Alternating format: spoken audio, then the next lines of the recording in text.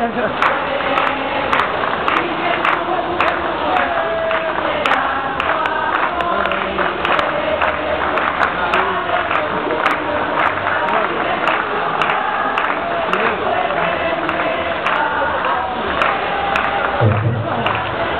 es la máxima expresión de fe, de esperanza y de amor a esa hermosa juventud que está ahí, que está firme, que está ante la imagen de nuestra Madre Tupacita Acupe.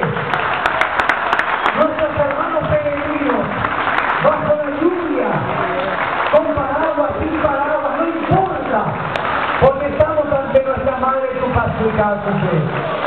Demostremos todos juntos y vamos a corear el himno a la Virgen de los Milagros de Cacupe, queridos hermanos, con fuerza y con alegría.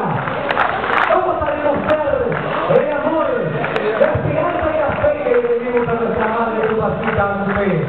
Todos juntos, mis queridos hermanos.